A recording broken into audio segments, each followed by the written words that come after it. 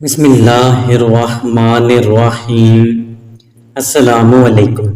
تاریخ عالم میں بہت کم شخصیات ایسی ملتی ہیں جن کی ذات میں اس قدر صلاحیتیں اور خوبیاں ایک ساتھ ہوں کہ ایک طرف فتوحات اور نظام حکومت میں مساوات، عدل و انصاف، مذہبی رواداری اپنی انتہا پر ہو اور دوسری طرف روحانیت، ذات و تقویٰ اور بصیرت بھی اپنے پورے کمال پر نظر آئے۔ تاریخ میں اس حوالے سے سیدنا فاروق اعظم رضی اللہ تعالیٰ عنہ کا کوئی ثانی نظر نہیں آتا۔ عدل و انصاف کی بات ہو تو اپنے عملی کردار کی وجہ سے منفرد و ممتاز نظر آتے ہیں۔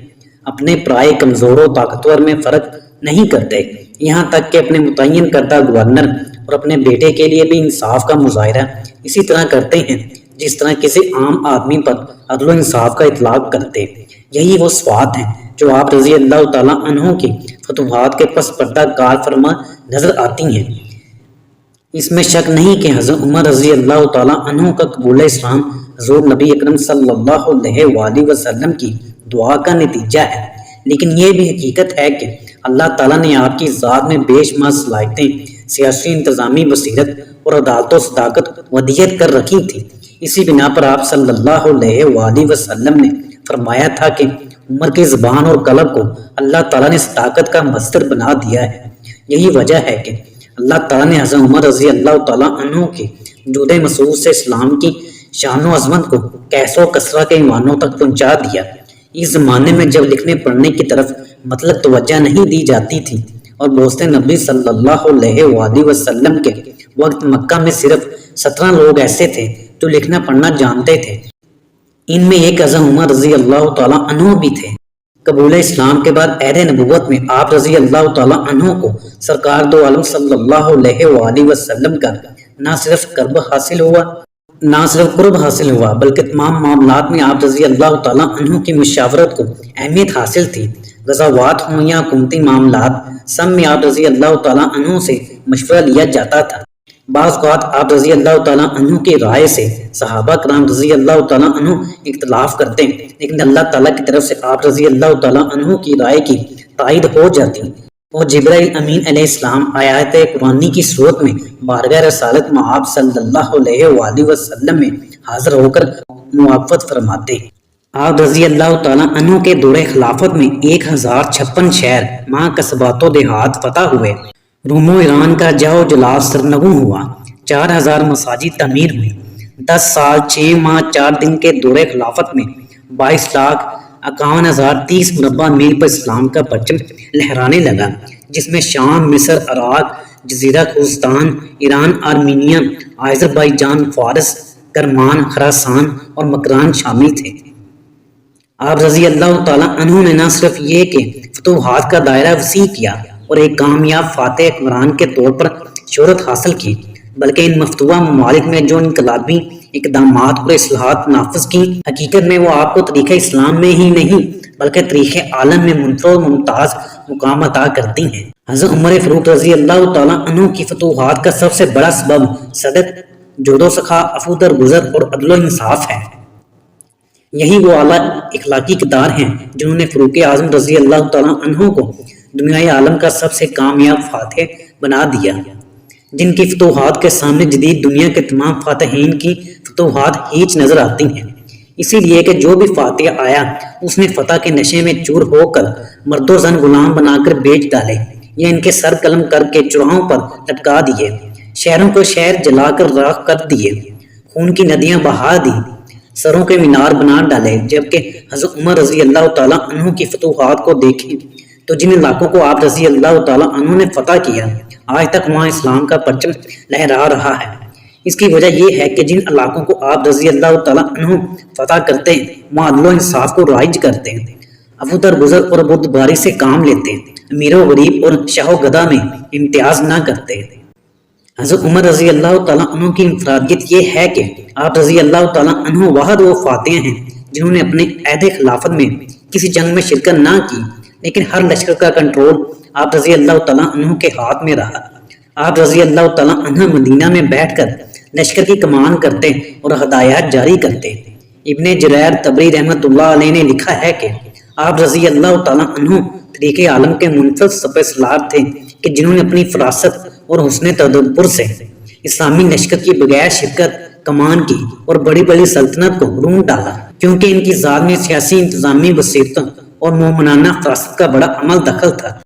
امیر المومنین حضرت عمر فاروق رضی اللہ تعالیٰ عنہ کی فتوحات محض مادی وسائل، افراطی قوت یا آلات جنگ کی کثرت پر منحصر نہ تھی، بلکہ ان میں آپ کا سابق بصیرت اور روحانی تصرف کا حامل ہونا بھی کار فرما تھا، حتیٰ کہ آپ مدینہ میں بیٹھے میدان جنگ کو دیکھ رہے ہوتے اور بعض اوقات ہزاروں میل دور موجود لشکر کو ہدایات بھی جاری فرماتے۔ ایک بار مسجد نبوی میں جمعۃ المبارک کا خطبہ دے رہے تھے کہ اچانک خطبہ ترک کر کے 3 بار پکار کر کہا یا ساری تل جبل۔ اس کے بعد دوبارہ خطبہ دینے لگے۔ جمعۃ المبارک کے بعد صحابہ کرام رضی اللہ تعالیٰ عنہ نے چہم گوئیاں شروع کر دی کہ امیر المومنین نے دوران خطبہ بے ربط جملے بولے ہیں۔ حضرت عبد الرحمن بن عوف رضی اللہ تعالیٰ عنہ یہ سن کر آپ کی خدمت میں حاضر ہوئے اور صحابہ کرام رضی اللہ تعالیٰ عنہ کی نکتہ چینی سے آگاہ کیا۔ امیر المومنین حضرت عمر فاروق رضی اللہ تعالیٰ عنہ نے فرمایا، واللہ دوران خطبہ میں یہ دیکھ کر بے قرار ہو گیا کہ ساریہ اور اس کے ساتھی دشمن کے گھیرے میں آ رہے تھے، اس لیے میں نے ساریہ کو متنبہ کیا کہ اے ساریہ پہاڑ کی پناہ لے۔ کچھ عرصہ بعد حضرت ساریہ رضی اللہ تعالیٰ عنہ کا بھیجا ہوا قاصد خط لے کر مدینہ منورہ پہنچا۔ خط کا مضمون یہ تھا کہ جمعۃ المبارک کو دشمن نے ہم پر حملہ کیا، ہم نے ان سے لڑنا شروع کیا یہاں تک کہ نماز جمعہ کا وقت ہو گیا۔ پس اس وقت ہم نے ایک پکارنے والے کی آواز سنی جس نے پکارا الجبل الجبل۔ اس وقت ہم تباہی کے قریب پہنچے ہوئے تھے۔ یہ آواز سن کر ہم پہاڑ کے دامن میں چلے گئے۔ اسی طرح اللہ تعالیٰ نے ہم کو فتح عطا فرمائی۔ آپ رضی اللہ تعالیٰ عنہ کی روحانیت کا یہ عالم تھا کہ آپ رضی اللہ تعالیٰ عنہ کی زبان پر حق بولتا تھا۔ آپ الہامی شخصیت کے مالک تھے، جو سوچتے وہ ہو جاتا تھا۔ قرآن اور حدیث آپ رضی اللہ تعالیٰ عنہ کی رائے میں موافقت کرتے۔ آیت حجاب مقام ابراہیم کو مسلح بنانے، ازواج مطہرات رضی اللہ تعالیٰ عنہ کے متعلق واقعہ الہی، جنگی قیدیوں سے سلوک، منافق کی نماز جنازہ، حرمت شراب، توریت کی آیت کے مطابق حضرت عمر رضی اللہ تعالیٰ عنہ کا کلام، اذان کے حکم کا حضرت عمر رضی اللہ تعالیٰ عنہ کی رائے کے مطابق ہونا، آپ رضی اللہ تعالیٰ عنہ کی روحانیت کا منہ بولتا ثبوت ہے۔ دعائے برکت کے سلسلے میں حضور صلی اللہ علیہ وآلہ وسلم کا حضرت عمر رضی اللہ تعالیٰ عنہ کے مشورے پر عمل کرنا، جنت کی بشارت دینے کے سلسلے میں حضرت عمر رضی اللہ تعالیٰ عنہ کا مشورہ قبول کرنا، فرض اور نوافل کو الگ الگ رکھنے کے سلسلے میں حضرت عمر رضی اللہ تعالیٰ عنہ کی رائے کو پسند فرمانا، آپ رضی اللہ تعالیٰ عنہ کے روحانیت کا مظہر ہونے کے دلائل ہیں۔ 17 کے قریب ایسی قرآنی آیات ہیں جو آپ رضی اللہ تعالیٰ عنہ کی رائے کی موافقت میں نازل ہوئی۔ حضور صلی اللہ علیہ وآلہ وسلم فرمایا کرتے، بے شک عمر کی زبان پر حق بولتا ہے، بے شک تم سے پہلی قوموں میں محدثین ہوا کرتے تھے اور میری امت کے محدث عمر رضی اللہ تعالیٰ عنہ ہیں۔ حضرت علی رضی اللہ تعالیٰ عنہ فرمایا کرتے تھے، عمر رضی اللہ تعالیٰ عنہ کی زبان پر سکینہ بولتا ہے۔ حضرت عمر رضی اللہ تعالیٰ عنہ لشکر کو جنگ کے لیے روانہ کرتے وقت امیر لشکر اور مجاہدین کو اخوت و محبت، صبر و تحمل اور فتح کی صورت میں عفو درگزر کی تلقین فرماتے، سرسبز کھیتوں اور کھلیانوں، عورتوں، بوڑھوں اور بچوں کے احترام کی ہدایت جاری کرتے اور ہر حال میں اللہ تعالیٰ پر بھروسہ کرنے کی تلقین کرتے۔ جنگ قادسیہ کی فتح حضرت عمر فاروق رضی اللہ تعالیٰ عنہ کی بصیرت، تقوی اور اللہ رب العزت کی ذات پر توکل و یقین کا ایک اعلیٰ اظہار ہے۔ اس جنگ میں مسلمانوں کو قدم قدم پر طائر غیبی حاصل ہوئی۔ اس کی وجہ بھی امیر المومنین رضی اللہ تعالیٰ عنہ کی صفات کریمانہ ہی تھی۔ جنگ قادسیہ میں امیر لشکر حضرت سعد بن ابی وقاص رضی اللہ تعالیٰ عنہ نے اللہ کا نام لے کر اور حضرت عمر رضی اللہ عنہ کا واسطہ دے کر مجاہدین کو دریائے دجلہ میں اترنے کا حکم دیا۔ مجاہدین نے اپنے گھوڑے دریا میں اتار دیے۔ ساز و سامان کے ساتھ لشکر اسلام دریا میں اس طرح جا رہا تھا جیسے کوئی خشکی میں سفر کر رہا ہو، یہاں تک کہ تمام لشکر نے دجلہ عبور کر لیا۔ حضرت سلمان فارسی رضی اللہ تعالیٰ عنہ فرماتے ہیں کہ لشکر اسلام دریائے دجلہ سے اس طرح صحیح سلامت باہر نکلا کہ نہ ہی ان کی کوئی چیز کم ہوئی اور نہ ان کا کوئی آدمی غرق ہوا، البتہ ایک پیالہ دریا میں گر گیا۔ اس پیالے کا مالک قریش کا حلیف مالک بن عامر تھا۔ اس نے دریا کو مخاطب کر کے کہا کہ خدا کی قسم میں اس وقت تک نہیں جاؤں گا جب تک دریا میرا پیالہ واپس نہ کر دے۔ کیا سارے لشکر میں سے دریا نے میرا پیالہ ہی چھیننا تھا؟ وہ گھوڑے سے نیچے اتر آیا، دریا کے کنارے کھڑا ہو گیا، یہاں تک کہ دریا کی موجوں نے اس کا پیالہ کنارے پر باہر پھینک دیا۔ حضرت سلمان فارسی رضی اللہ تعالیٰ عنہ فرماتے ہیں کہ میں دریائے دجلہ میں امیر لشکر حضرت سعد بن ابی وقاص رضی اللہ تعالیٰ عنہ کے ساتھ تھا۔ لشکر پانی میں اس طرح جا رہا تھا جیسے خشک زمین پر چل رہا ہو۔ یہ جنگ جو مدائن میں ہوئی، اس سے بڑھ کر حیران کن واقعہ کوئی نہ دیکھا گیا۔ اس دن کو یوم الماء کے نام سے پکارا جانے لگا۔ اس واقعہ کو اہل فارس حیرت سے دیکھ رہے تھے اور انگشت بدنداں تھے کہ وہ دریا کی بکری موجوں کو کس پرسکون انداز سے عبور کر رہے ہیں۔ جب لشکر اسلام نے دریا کو عبور کر لیا اور مدائن میں داخل ہونے لگے تو لوگ چیخ چیخ کر ایک دوسرے سے کہنے لگے، خدا کی قسم، دیو آمددنا، یعنی جن آ گئے، ہمارا انسانوں سے نہیں بلکہ جنات سے واسطہ ہے۔ عہد فروغی کی تمام فتوحات کو غزوات نبوی صلی اللہ علیہ وآلہ وسلم کا خاص فیض حاصل ہوا ہے۔ اللہ تعالیٰ کی طرف سے غیبی مدد اور فرشتوں کی نصرت کا قدم قدم پر احساس ہوتا ہے۔ ذرا سوچیں کہ ایک امیر لشکر دریا کو مخاطب کر کے کہہ رہا ہے کہ ہمیں امیر المومنین فاروق اعظم رضی اللہ تعالیٰ عنہ نے بھیجا ہے، ہمیں راستہ دو، اور دریا ان کو راستہ دے دیتا ہے۔ ایک امیر لشکر جنگل کے جانوروں کو حکم دے رہا ہے کہ اللہ کی راہ میں نکلنے والے اس جنگل میں قیام کرنا چاہتے ہیں، لہٰذا تم کہیں اور چلے جاؤ، اور جنگل کے وحشی جانور سر جھکائے جنگل چھوڑ کر چلے جائیں۔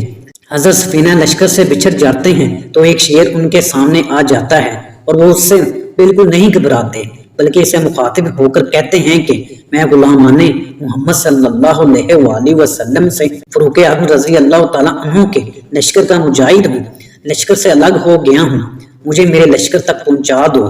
جنگلی شیر سر جھکاتا ہے، آپ رضی اللہ تعالیٰ عنہ اس پر سوار ہوتے ہیں اور مجاہدین کی چھاؤنی تک پہنچ جاتے ہیں۔ ایسی مثالیں فقط ہمیں عہد فروغی ہی میں نظر آتی ہیں۔ آپ رضی اللہ تعالیٰ عنہ نے شریعت کو صرف اللہ کے بندوں پر نہیں بلکہ تمام مخلوق پر نافذ کیا تھا۔ اس کی ایک مثال مصر کے دریائے نیل کی ہے۔ مصر کی فتح کے بعد حضرت عمرو بن العاص رضی اللہ تعالیٰ عنہ وہاں کے والی مقرر ہوئے۔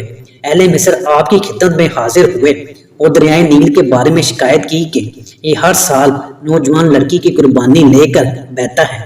حضرت عمرو بن العاص رضی اللہ تعالیٰ عنہ نے تمام روداد امیر المومنین حضرت فاروق اعظم رضی اللہ تعالیٰ عنہ کو لکھ کر بھیج دی۔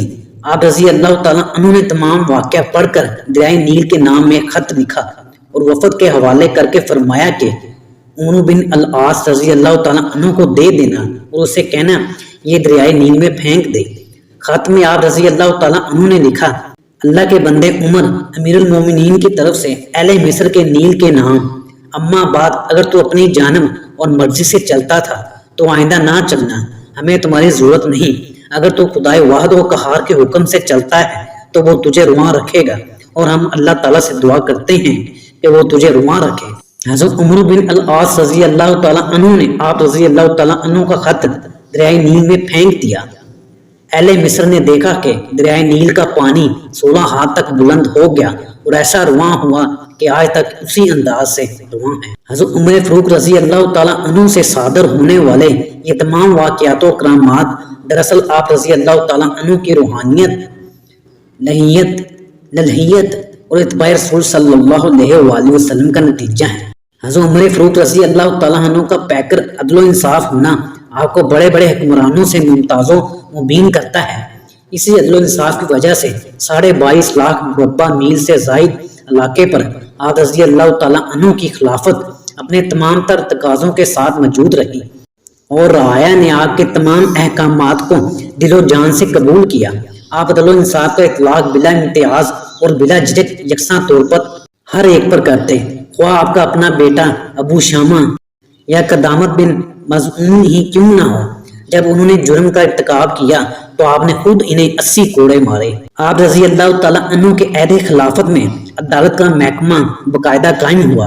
حکومتی نظام کو احسن طریقے سے چلانے اور عدل و انصاف قائم کرنے کے لیے آپ رضی اللہ تعالیٰ عنہ نے عدالتی امور کو حکومتی امور سے الگ کر دیا۔ ججز کی تقرریاں میرٹ پر کرنے اور تمام فیصلے آزادانہ حیثیت میں قرآن و حدیث کے مطابق کرنے کے باقاعدہ احکامات جاری فرمائے۔ آپ رضی اللہ تعالیٰ عنہ اپنے مقرر کردہ گورنرز، والیوں اور ججز پر سخت گرفت فرماتے ہیں۔ ان کی کارکردگی کے جائزے کے لیے حضرت محمد بن مسلمہ رضی اللہ تعالیٰ عنہ کو مقرر کر رکھا تھا۔ جہاں کہیں سے شکایت ملتی یا کہیں بے انصافی کا گمان ہوتا فوراً گرفت فرماتے۔ سیف اللہ حضرت خالد بن ولید، فاتح قاسیہ حضرت سعد بن ابی وقاص رضی اللہ تعالیٰ عنہ اور حضرت امیر معاویہ رضی اللہ تعالیٰ عنہ جیسے کبار صحابہ کو معزول کرنے سے بھی دریغ نہ کرتے۔ گورنروں کی تقرری کرتے وقت ان سے حلف لیتے کہ ترکی گھوڑے پر سوار نہ ہونا، بریک کپڑے نہ پہننا، چھنا ہوا آٹا نہ کھانا، دروازے پر دربان نہ رکھنا، حاجت مندوں کے لیے ہر وقت دروازے کھلے رکھنا۔ ایک مرتبہ ایسا ہوا کہ صوبوں کے تمام گورنر کو آپ رضی اللہ تعالیٰ عنہ نے ایک مقام پر اکٹھا کیا۔ حضرت ابو عبیدہ بن جراح، حضرت سلمان فارسی، حضرت سعد بن ابی وقاص، حضرت حذیفہ بن ایمان، حضرت عمرو بن العاص، حضرت ابو موسیٰ اشعری، حضرت عتبہ بن غزوان، حضرت عثمان بن عاص، یعلا بن امیہ، نعمان، عمرو بن سعید، مسنہ بن حارثہ، عطا بن اسید رضی اللہ عنہ جیسے متقی، پرہیزگار اور خوف خدا رکھنے والے تمام گورنرز سامنے موجود تھے۔ انہیں اس طرح مخاطب ہو کر نصیحت فرمائی: خبردار، میں نے تمہیں امیر اور سخت گیر بنا کر نہیں بھیجا بلکہ امام بنا کر بھیجا ہے تاکہ لوگ تم سے ہدایت پائیں۔ عوام کے حقوق ادا کرو اور ان پر بے جا سختی نہ کرو کہ وہ ذلت محسوس کرنے لگیں، اور نہ بلا وجہ نرمی کرو کہ وہ غلط فہمی کا شکار ہو جائیں۔ اپنے دروازے ان پر بند نہ کرنا کہ طاقتور کمزور کو ستانے لگے، اور نہ ہی ان سے کسی بات میں اپنے آپ کو بدتر سمجھو کیونکہ یہ ظلم کے مترادف ہے۔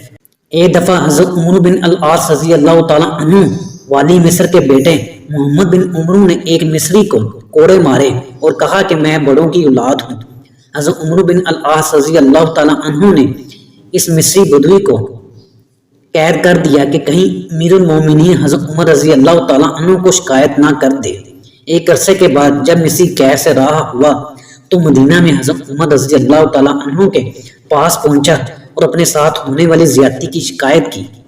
حضرت عمر رضی اللہ تعالیٰ عنہ نے اسے اپنے پاس ٹھہرایا اور حضرت عمرو بن العاص رضی اللہ تعالیٰ عنہ اور ان کے بیٹے محمد بن عمرو کو مدینہ بلوا بھیجا۔ جب دونوں مدینہ پہنچے تو آپ رضی اللہ تعالیٰ عنہ نے مظلوم مصری کو بلوایا اور اس کے ہاتھ میں کوڑا دے کر فرمایا کہ اسے پکڑو اور بڑوں کی اولاد سے اپنا بدلہ لو۔ مصری نے کوڑا لیا اور بدلہ لینا شروع کر دیا۔ وہ کوڑے مار رہا تھا اور آپ رضی اللہ تعالیٰ عنہ ہر کوڑے پر کہتے کہ بڑے کی اولاد کو مارو۔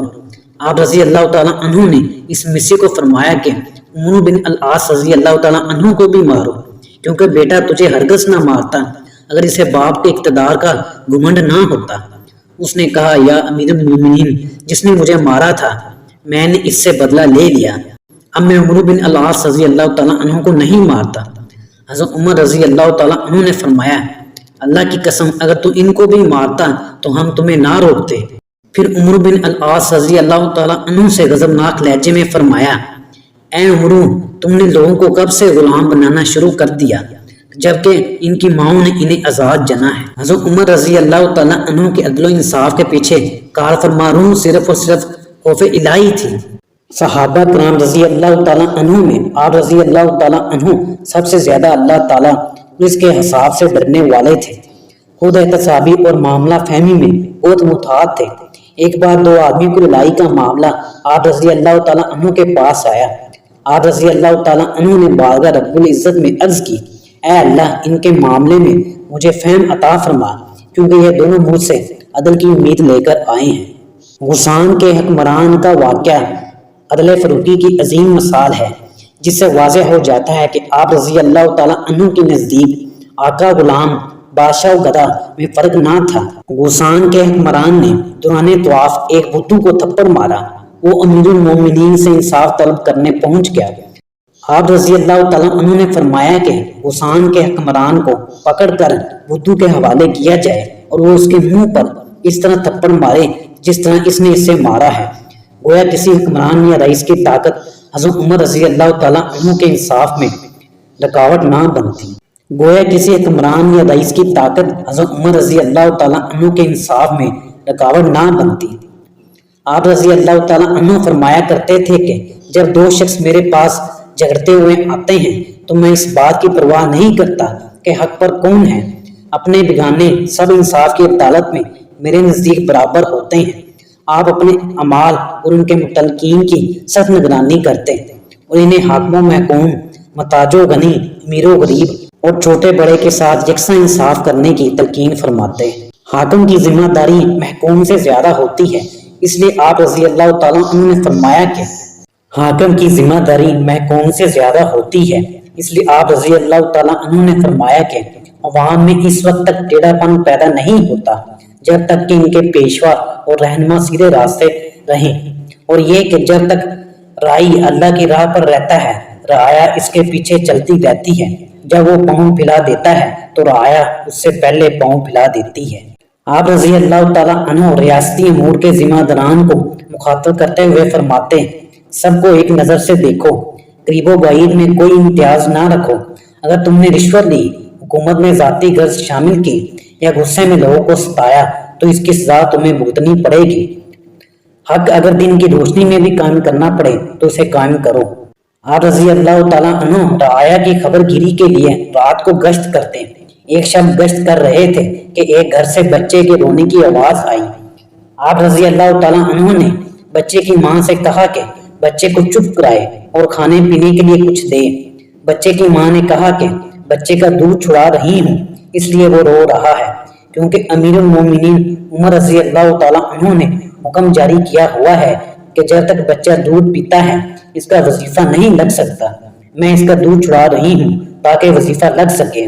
یہ سن کر حضرت عمر رضی اللہ تعالیٰ عنہ سخت افسردہ ہوئے اور فرمایا کہ ہائے افسوس، عمر نے کتنے بچوں کے ساتھ زیادتی کی ہے۔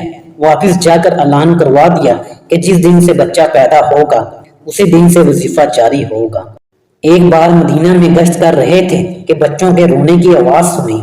تحقیق پر معلوم ہوا کہ گھر میں فاقے ہیں اور 3 دن سے بچے بھوکے ہیں اور ماں ان کو بہلانے کے لیے خالی ہانڈی میں چمچ پھیر رہی ہے۔ آپ رضی اللہ تعالیٰ عنہ فوراً واپس آئے، بیت المال سے آٹا، گھی، گوشت اور کھجوریں لی اور اپنی پیٹھ پر اٹھا کر خود ان کے گھر پہنچے اور عورت سے کہا کہ کھانا پکا کر بچوں کو کھلاؤ۔ جب تک بچوں نے کھانا نہ کھا لیا آپ رضی اللہ تعالیٰ عنہ وہاں بیٹھے رہے۔ عورت اس حسن سلوک سے بہت متاثر ہوئی اور کہا کہ امیر المومنین ہونے کے مستحق آپ ہیں نہ کہ عمر، کیونکہ وہ عورت نہیں جانتی تھی کہ آپ ہی امیر المومنین حضرت عمر رضی اللہ تعالیٰ عنہ ہیں کیونکہ وہ عورت نہیں جانتی تھی کہ آپ ہی امیر المومنین حضرت عمر رضی اللہ تعالیٰ عنہ ہیں۔ ایک بار ملک شام کے سفر پر تھے، ایک خیمہ دیکھ کر آپ رضی اللہ تعالیٰ عنہ رکے اور ایک بڑھیا سے اس کا حال پوچھا کہ امیر المومنین عمر رضی اللہ تعالیٰ عنہ کے بارے میں آپ کا کیا خیال ہے؟ بڑھیا نے کہا مجھے اس کے ہاں سے آج تک کچھ نہیں ملا۔ آپ رضی اللہ تعالیٰ عنہ نے فرمایا کہ آپ اتنی دور ویرانے میں رہتی ہو، عمر کو آپ کے حال کا کیا علم؟ بڑھیا نے جواب دیا کہ اگر ہم جیسے لوگوں کا حال معلوم نہیں تو خلافت کیوں کر رہا ہے؟ یہ سب سن کر آپ رضی اللہ تعالیٰ عنہ رو پڑے۔ آپ رضی اللہ تعالیٰ عنہ رعایا کی تکلیف پر بہت پریشان ہو جاتے ہیں۔ 18 ہجری میں جب عرب میں قحط پڑا تو آپ رضی اللہ تعالیٰ عنہ نے گوشت، مچھلی اور تمام لذائذ اپنے لیے ترک کر دیے۔ بیت المال کا تمام مال متاثرین میں تقسیم کر دیا اور بار بار بطور انصاری کہتے کہ ایسا میری شامت اعمال کی وجہ سے ہے، یعنی ایسا میرے اعمال کی وجہ سے ہوا ہے۔ پھر آپ رضی اللہ تعالیٰ عنہ نے صوبہ جات کے تمام گورنرز کو لکھا کہ غلہ، کھانے پینے کی اشیاء اور لباس بھیجیں۔ حضرت ابو عبیدہ بن جراح رضی اللہ تعالیٰ عنہ نے شام سے 1000 اونٹ، حضرت عمر بن العاص رضی اللہ تعالیٰ عنہ نے مصر سے 20 جہاز غلہ بھیجا۔ حضرت زید بن صبر رضی اللہ تعالیٰ عنہ نے قحط زدہ لوگوں کی فہرست بنائی اور تمام متاثرین میں یہ تمام غلہ تقسیم کیا اور جب تک وہ اس مصیبت سے نہ نکلے ان کی مدد جاری رکھی۔ آپ رضی اللہ تعالیٰ عنہ کے زاد و عبادت، تقوی و طہارت اور علم و فضل کی حضرت علی رضی اللہ تعالیٰ عنہ بہت تعریف کرتے اور فرمایا کرتے کہ عمر جب بھی اللہ سے مانگتا ہے اللہ اس کو رد نہیں فرماتا۔ واقدی لکھتے ہیں کہ عبداللہ بن کرد حضرت علی رضی اللہ تعالیٰ عنہ کی خدمت میں حاضر ہوئے اور عرض کی کہ میں یرموک کی جنگ میں شرکت کے لیے جا رہا ہوں، دعا فرمائیں۔ آپ رضی اللہ تعالیٰ عنہ نے فرمایا، اے ابن کرد، کیا تم امیر المومنین سے دعا کرا کر نہیں آ رہا؟ کیا تجھے علم نہیں کہ امت کی دعا اللہ کی بارگاہ میں کبھی رد نہیں ہوتی اور نہ ہی ان کی دعا کے درمیان کوئی حجاب حائل ہوتا ہے؟ کیا تو نہیں جانتا کہ رسول اکرم صلی اللہ علیہ وآلہ وسلم نے یہ فرمایا ہے کہ اگر میرے بعد کوئی نبی ہوتا تو وہ عمر ہوتا؟ کیا قرآن نے ان کی رائے کی موافقت نہیں کی؟ کیا حضور نبی اکرم صلی اللہ علیہ وآلہ وسلم نے یہ نہیں فرمایا کہ اگر آسمان سے عذاب نازل ہو تو عمر بن خطاب رضی اللہ تعالیٰ عنہ کے سوا کوئی نہ بچتا؟ اے ابن کرد، کیا تیرے علم میں یہ بات نہیں ہے کہ آیات بینات کا نزول ان کے حق میں ہوا ہے؟ اس زمین پر وہ عابد زاہد اور متقی شخص ہیں، اور کیا وہ حضرت نوح علیہ السلام پیغمبر کے مشابہ نہیں ہیں؟ کیا وہ سلف صالحین کے متبع نہیں ہیں؟ کیا وہ مرتبہ قبولیت رضامندی تک نہیں پہنچے؟ اے ابن کرد، اگر عمر رضی اللہ تعالیٰ عنہ نے تیرے لیے دعا کر دی ہے تو بارگاہ رب العزت میں ضرور قبول ہوگی۔ محکمہ فوج، پولیس، ڈاک، بیت المال، محاصل، جیل، زراعت، آبپاشی اور تعلیم کے محکمہ جات کا قیام آپ رضی اللہ تعالیٰ عنہ کے زمانے میں ہوا۔ اس سے بیشتر یہ محکمے موجود نہ تھے۔ ان محکموں کے قیام سے یکسر نظام خلافت نظام حکومت میں بدل گیا۔ تمام محکموں کے افسران اور ملازمین کی تنخواہیں مقرر کی گئیں۔ باقاعدہ فوج اور پولیس کے ملازمین بھرتی کیے گئے۔ نہری اور زرعی نظام کو جدید تقاضوں کے مطابق ترتیب دیا گیا۔ ڈیم اور نہریں بنائی گئیں۔ زمینوں کو مزارعین میں تقسیم کر دیا گیا۔ باقاعدہ حساب کتاب کے لیے حضرت عثمان بن حنیف رضی اللہ تعالیٰ عنہ اور حضرت حذیفہ بن یمان رضی اللہ تعالیٰ عنہ، حضرت عمار بن یاسر رضی اللہ تعالیٰ عنہ اور عبداللہ بن مسعود رضی اللہ تعالیٰ عنہ کو مختلف شعبوں کا سربراہ مقرر کیا۔ حضرت عثمان بن حنیف رضی اللہ تعالیٰ عنہ نے سب سے پہلے جرائب کے ذریعے زمین کی پیمائش کی اور اجناس پر ٹیکس مقرر کیا۔ حضرت عبداللہ بن مسعود رضی اللہ تعالیٰ عنہ نے بیت المال کے شعبے کو بہتر بنایا۔ سن ہجری کا آغاز، باجماع نماز تراویح، تمام محکمہ جات کے لیے دفاتر کا قیام، حرم اور مسجد نبوی صلی اللہ علیہ وآلہ وسلم کی توسیع، نہر ابو موسیٰ، نہر موکل، نہر سعد، جہاد کے لیے باقاعدہ گھوڑوں کی پرورش کا اہتمام، محکمہ عدالت اور قاضیوں کا تقرر، امیر المومنین کا لقب اختیار کرنا جو آپ رضی اللہ تعالیٰ عنہ سے پہلے کسی نے نہ کیا تھا، مردم شماری، نئے شہروں اور صوبوں کا قیام، محصول اور لگان، عربی تاجروں کو تجارت کی اجازت، راتوں کا گشت، فوجی چھاؤنیوں کی تعمیر، پرچہ نویسیوں کا تقرر، مکہ اور مدینہ کے درمیان مسافروں کے آرام کے لیے سرائیں اور چوکیوں کا قیام، بچوں کے وظائف، مفلوق الحال یہودیوں اور عیسائیوں کے لیے وظائف، مکاتب و مدارس کا قیام اور استاذہ کی تنخواہیں، قیاس کا اصول رائج کیا، فرائض میں عدل کا مسئلہ ایجاد کیا، فجر کی اذان میں الصلاۃ خیر من النوم کا اضافہ، تجارتی گھوڑوں پر زکوٰۃ کا اجرا، امام اور مؤذن کی تنخواہ مقرر کی، مساجد میں واعظ کا طریقہ جاری کیا، مساجد میں روشنی کا اہتمام اور عشر اور زکوٰۃ کے علاوہ عشور کی اصلاح آپ رضی اللہ تعالیٰ عنہ نے متعارف کروائی۔ امیر المومنین فاروق اعظم رضی اللہ تعالیٰ عنہ کی شخصیت، فہم و تدبر، سیاسی بصیرت، انتظامی صلاحیت، جنگی حکمت عملی، منفرد انداز حکمرانی اور روحانیت کا وہ حسین امتزاج ہے کہ جس نے انہیں تاریخ عالم کا منفرد، فاتح اور عادل حکمران بنا دیا۔ ویڈیو کو لائک بھی کر دیا کریں اور ہمارے چینل کو سبسکرائب بھی کریں اور گھنٹی کے بٹن کو پریس کر دیں تاکہ ہماری آنے والی ہر نئی ویڈیو کی نوٹیفیکیشن آپ کے پاس سب سے پہلے پہنچ سکیں۔ شکریہ، اللہ حافظ۔